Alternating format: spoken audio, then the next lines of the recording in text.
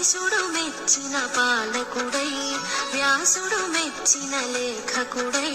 పంచమ వేదం రాసితివి ప్రత్యేకత నీదని తెలిపితివి